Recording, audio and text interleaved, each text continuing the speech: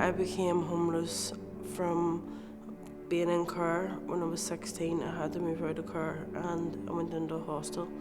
And I've been in and out of hostels for 11 years. It was on and off from I found drugs, really. And then the old welcome centre got me my first house when I was 30.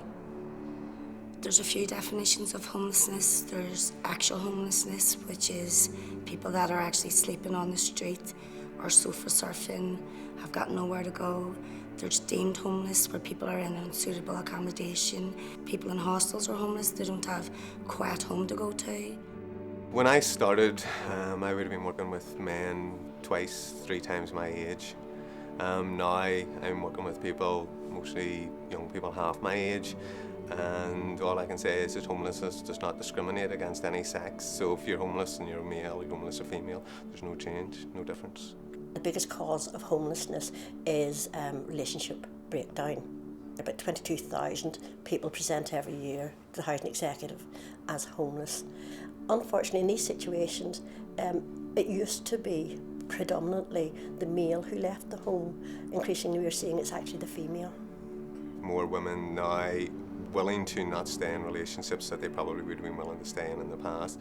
But generally family breakdowns and people moving on, wanting their independence at a young age, and they don't understand what independence is. It's about making decisions and about consequences to them. Moving out of the house is not a good idea if you've nowhere else to move out to, and girls are moving out of their properties at a young age. Rough sleeping, that's the visible bit, that's what people see when they walk down the street. There would be nowhere near as many women rough sleeping as what there would be men. The women who would be sleeping rough would have normally addiction issues, mental health problems. Women who with addictions don't like to talk about their addictions because they're afraid of getting their children taken off them. Very, very different for women facing homelessness, particularly those who have had children who are now maybe in care. That obviously brings stresses.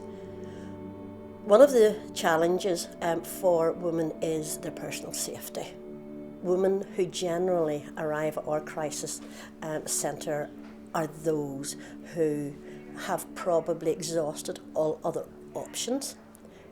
They're obviously nervous, fearful, particularly those who have never experienced homelessness before. So it is very scary. Getting a roof over your head is not just the end of all your problems. Getting the roof over your head is just one step towards solution of your problems, and that means making sure that you have something to fill up your day. If you're just lonely, living in a house by yourselves, I've seen many men over the years and women over the years that would still abuse their body with their addictions and drugs while in their own house. So it's about filling up your time and doing something productive with your day.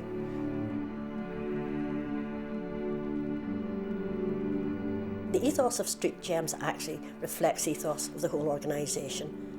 We're an organisation that sees the potential in everyone, whatever that may be, and Street Gems is deliberately called that because we are taking things that people have discarded, pieces of furniture, jewellery, whatever people walk past every day. It's really of no value to them, and no interest, no longer loved. The analogy being that that's what the Welcome organisation is doing with people. I've been doing, I do Street Gems, jewellery, all different wee things, and I've been doing baskets and stuff as well. Easter baskets for Easter. I built my confidence up more just to be able to talk to people and go and confront people. And it's just in here to the staff. They give you the confidence that you are somebody, that you're not just, a piece of dirt. And we're layman's giving you that bit of belief in yourself. It starts to make you believe. But from last year, Street Gems threw me a lifeline. I really don't think I would have been here. I wouldn't have been, and this is being honest to tell you this, if there was no Street Gems and I didn't get off them drugs. Generally, they're in a cycle that they can't get out of. Most hostels in Belfast, organisations in Belfast dealing with homelessness, it's a cycle and they move from one hostel to another.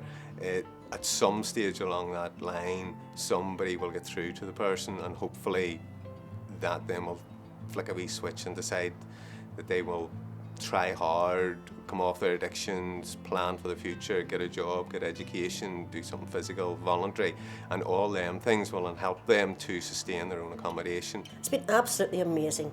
This project started out very much as targeting a small number of females, and I apologise for terminology, but they called it their stitch and bitch class, and they started knitting blankets for babies.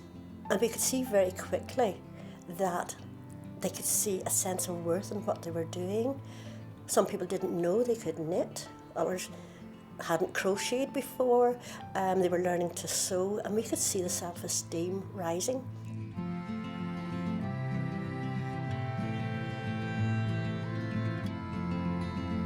There's a lifeline up here for people. If they want it and use it, yeah, big time, yeah. That's not the end of the world.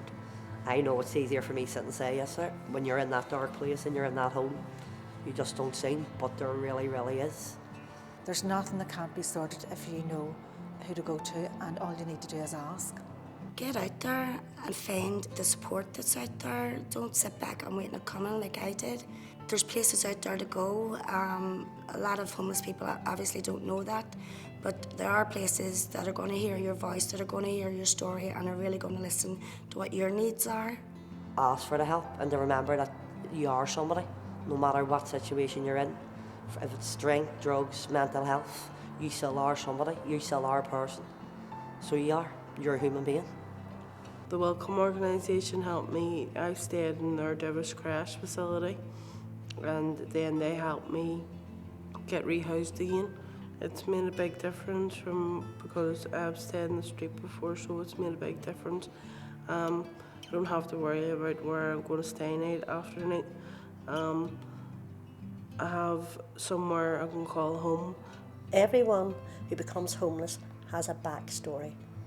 No one ever as a child, when you asked them what they wanted to be when they grew up, is homeless.